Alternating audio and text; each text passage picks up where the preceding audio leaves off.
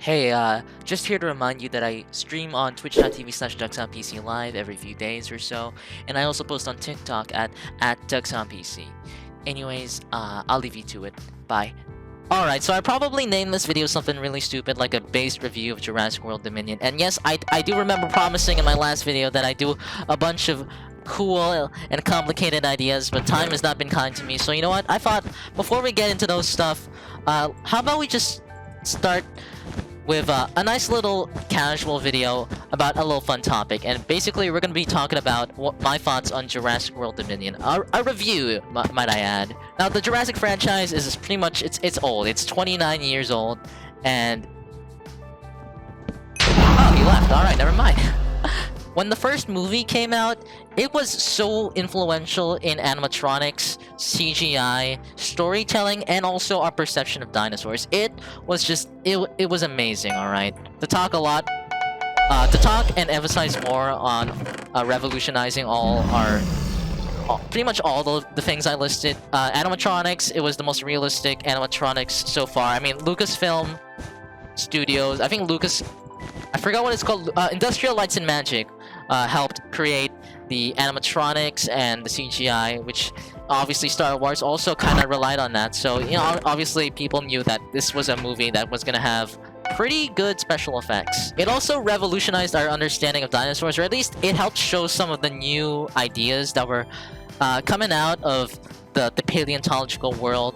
I don't know if you realize this, but I'm a dinosaur enjoyer. I'm a paleo enjoyer, paleo nerd. I don't know, literally my most popular tweet on my Twitter account is me making fun of a guy who was complaining about scientists making scientific discoveries on dinosaurs having feathers. It was really stupid. But anyways, to emphasize on what it did right about our perception of dinosaurs as a whole, it showed them as warm-blooded, quick, and, you know, pretty active animals. The thing is, it was very contrasting to our previous understanding of dinosaurs, because for a while people thought they were big, dumb, very reptilian lizards that lived in swamps and died because of pretty much failures in their ecosystem. And now we know that they weren't any of that stuff, and they only went extinct because of something that was completely out of their control. And basically, they lost the space RNG, alright? They lost the space RNG. Eventually, Jurassic, obviously, since it was the highest grossing film of all time during its time, obviously, it was inevitable that it inspired sequels. Sorry, I can't English right now. And it's not that all of them are bad, per se. It's just that the first one was pretty darn hard to beat. But anyways, you know, 5 more sequels kind of sprouted from all that madness, and honestly, I enjoy every single one of them, including Dominion. But obviously, this is a review, so I gotta be specific in my thoughts. So I'm gonna classify, I'm gonna categorize my review through dinosaurs, plot, and the themes of Jurassic World Dominion. All right. Now, to start off with plot. Plot-wise, I'll talk about the positive things. It was really trying to bring a lot of old details from the original material, which was Michael Crichton's novel, Jurassic Park, which I recently read. In fact, this video was going to be a review of that book, but honestly, I don't think any of you have read that book, but there's a higher chance you probably watched that movie. So you know what, well, whatever. Plot-wise, it's not very strong. There are very strange decisions, and mostly the biggest complaint is pretty much how they handle the dinosaurs, and also how they handled some characters, alright? Character-wise, it brought in the original, sort of cast for Jurassic Park. Ever since, like, the original movie, people have always wanted to see Ian Malcolm, Alan Grant, and Ellie Sattler back together on the big screen. I mean, you had Alan and Ellie in Jurassic Park 3, you had Ian Malcolm in The Lost World, but they were never really, all 3 of them, they were never really together till Jurassic World Dominion. And I'm glad that they didn't just put them to the side, and they actually gave them a sort of impact on the plot and everything, and gave them focus rather than just cameos, such as Jurassic World Fallen Kingdom, when it made a cameo for when basically Ian Malcolm appeared in Jurassic World Fallen Kingdom, but it was just a missable sort of a missable cameo. A blight. Hold on there. Did he just fucking say a blight? A blight. It's fucking albeit, you dumb his performance during those few scenes was amazing. Obviously, this is a short video, so well, at least I hope it's not like it doesn't end up being 30 minutes. But to talk about another problem is that it didn't handle dinosaurs heavily. I mean, like, there were... I mean, like, okay, how do I explain this? Alright. Okay, so basically, when the last sequel, the last Jurassic Park movie, basically introduced the concept of dinosaurs actually living in our world. Like, it's been explored somewhat before in The Lost World when they tried to build a park within Jurassic World. I mean, within the mainland, and then also when they, when a T-Rex broke out in the second movie, and it basically rampaged through San Diego. Basically, all you need to know from the last movie is that dinosaurs broke out because of it was pretty much our mistake as humans, because we tried to play God again. We tried to think that we were above nature by selling off the dinosaurs from the original island to people all around the world, rich assholes, all that stuff. And basically, they broke out, alright? And that's the world that the people of Jurassic World Dominion live in currently. Now, you'd think that they'd heavily explore the concept of dinosaurs living in our world, the repercussions of using genetic power, and how all of it... But it didn't explore that. In fact, the dinosaurs are mostly just there for the wow factor. It didn't focus on the repercussions of dinosaurs in our ecosystem. They mentioned it, but there wasn't really any weight given to it, to say the least. There was pretty much nothing. And it was really sad, like, to the point where, at the end of the movie... literally nothing changed, and they did not address the problem of dinosaurs living within our ecosystem. So that really sucks. And you're probably wondering, well, what was the plot about? Basically, I'm glad that it focused on genetic power, because it focused on how locusts, prehistoric insects and other ancient life, mostly just the locusts, they were affecting crops and everything, crop yields, and it was not cool. It was not good. It was destroying farms and everything. And honestly, I think it's super cool because Michael Crichton, the original author of the Jurassic Park novels, it feels like something he would have written, because basically the evil company that are the villains in Jurassic World, shoot, I died. You know what, GG, whatever.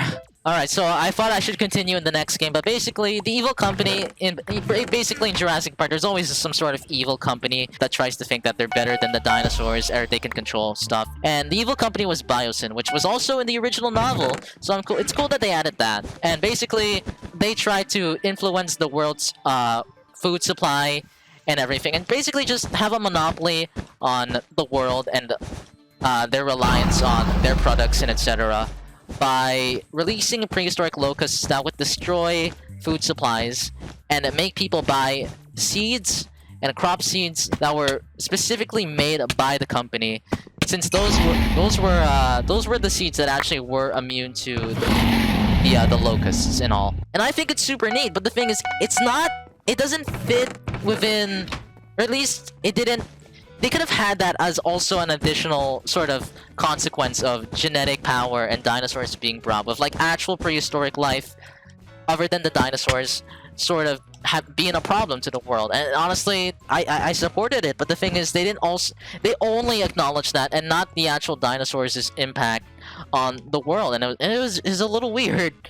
And speaking of dinosaurs, it also doesn't... like, it likes to throw dinosaurs at you, and granted, dinosaurs are always cool, but there's no real build-up to the dinosaurs. It's more of just, hey, there's this, oh, there's that, and everything. Like, for example, there's a dinosaur called Therizinosaurus, which is a large herbivorous sort of dinosaur, and it's a herbivore, but has incredibly sharp claws. It's very characteristic. It's one of the most recognizable features of the animal, and it's super cool, and it's very interesting. And it's one of the few theropods, which are dinosaurs that walk on two legs. It's one of the few theropods that are actually not carnivorous, nor do they eat meat. And but it's still somehow very scary. It's pretty scary. Okay, oh wait, I killed him, never mind. Okay, we're all good, we're all good. And honestly, it stole the show whenever it showed up in the movie, but there was pretty much... like, it wasn't used to its full advantage, alright? Like, granted, some of the scenes, like, for example, when Claire first encounters the Therizinosaurus, the music, the atmosphere, it was awesome, but I can't say the same for other dinosaurs, like the Pyroraptor, which was a type of sort of dromaeosaur or raptor that lived in the Cretaceous period, or the period just before the dinosaurs went extinct. Like, it was just there. Like, other Jurassic Park movies, they always had some sort of build-up towards the giant reveal that, oh, this dinosaur is hiding in the fog, like the Pteranodons in Jurassic Park 3. Oh, the Tyrannosaurus has been hiding within the trees, and it didn't show up till the storm came. Like Dominion does none of that except for maybe the Therizinosaurs. And yeah, it's just really sad. As for characters, I think it severely wasted the sort of potential with the original three, the gang, you know, Ian Malcolm, Alan Grant, Ellie Sattler, because they don't really expand on their characters. Like, for example, it only feels like Ian and Alan are just there because they want to put them together. Because in Jurassic Park 3, they never actually they never actually got together, and it sucked. A lot of people did not like that they didn't end up together after the original Jurassic Park movie. Alright, sorry, I had to kill that guy. Whoopsies. Anyways, basically to continue, it wasted a lot of potential for what they could have done with the characters, and honestly, I could go on length about it, but okay, well, I died, but you know what, I'll just continue it in the next game, I guess. Alright, we're on Biohazard because, you know, I don't usually play this map, but, you know, games on here usually are pretty long, so it gives me enough time to talk about what I want to say. Now, to add up on the characters' arcs not being completely, sort of... It doesn't add up or add anything to their story other than the fact that, hey, these two characters that you thought were gonna date after the first movie, guess what? They're gonna date. We're gonna make them date. That's pie. I love romance and all that stuff. Oh boy.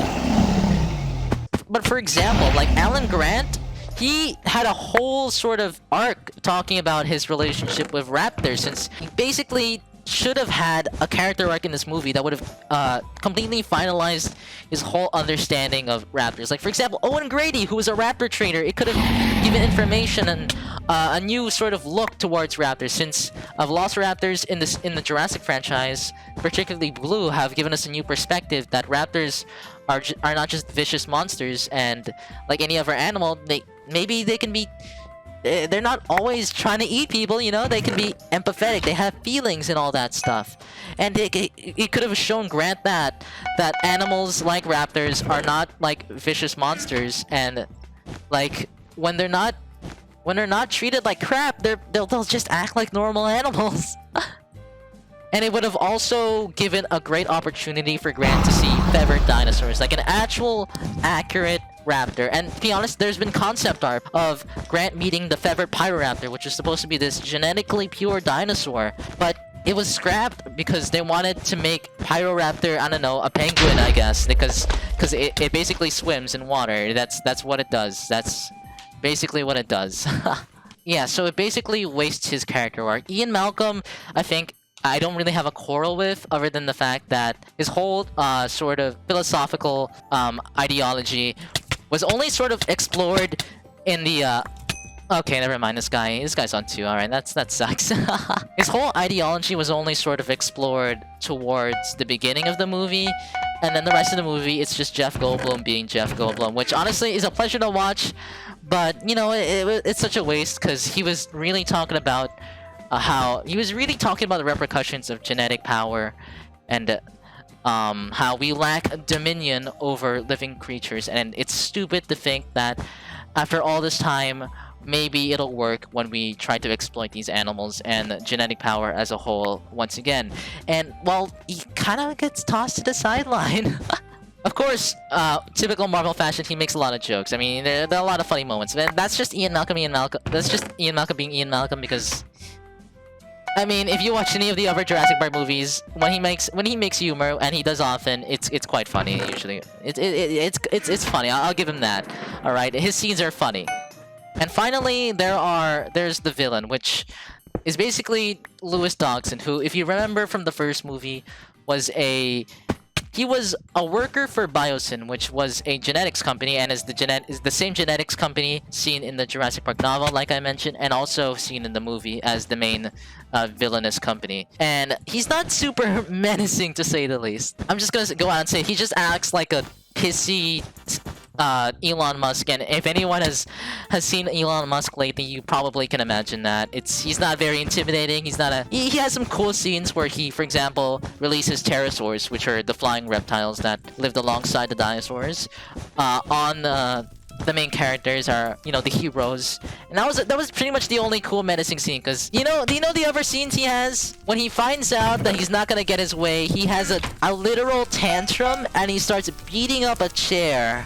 Yeah, it's very far from the whole menacing, sort of elusive, sort of like atmosphere that he sort of emitted in the first movie by talking to Dennis Nedry in his few scenes. It's not really there anymore. He's just basically Elon Musk, and not even like cool 2017 Elon Musk with the memes and stuff. It's like current Elon Musk, so like just a pissy guy who wants people to pay $8 to be verified on Twitter. The only cool scene about him that he has is more of just when he's it's only when he dies, which he dies to the Dilophosaurus, and I'll talk more about the Dilophosaurus later.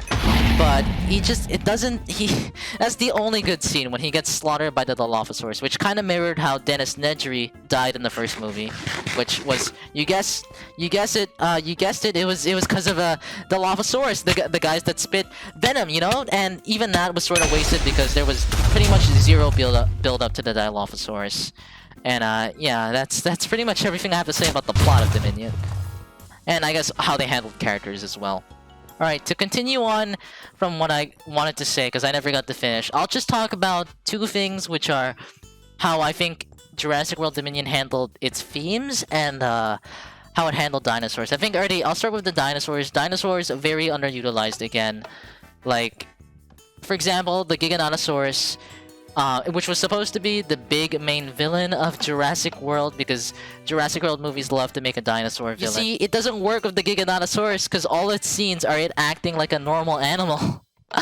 Like, it's doing things like sleeping or scavenging. Nothing villainous like that. Nothing villain-like. And at least the Indominus and Indoraptor from the last two movies worked because they were hybrids. They're not supposed to be natural. They were supposed to be unnatural and completely immoral. The Giganotosaurus, though, is just a normal animal. And again, there's also the issue of there not being any build-up or very little build-up. To talk about the themes, on the other hand, I really like how they handled it when it came to genetic power, but I don't like the fact that it didn't focus on dinosaurs when it came to genetic power. Like, they were more just on the sideline. Like, they had mentioned that dinosaurs had negative effects, how they shouldn't be out in the world, but they didn't really expand on that, and by the end of the movie, nothing had changed. The dinosaurs were still out there, and there was no new perception. Obviously, there's other perceptions too. There's a new perception of genetic power, which was, again, the locusts, and seeing how that shouldn't ever have to happen. But the dinosaurs, they're pretty much untouched. Now, if I'm gonna rate this movie, I'm gonna rate it by how much I enjoy it compared to other Jurassic movies, and how much I think it ranks as a Jurassic movie. So it's by how much I like it and how much I think how good it is as an actual Jurassic movie. So basically, Jurassic Park is in first place. The Lost World is sometimes in second, sometimes in third place. The Fallen Kingdom is sometimes second and sometimes third place, because I love those two so much, but I can never decide which one I should put in second place. Jurassic Park 3 is... Jurassic Park 3 is probably going to be in 5th place.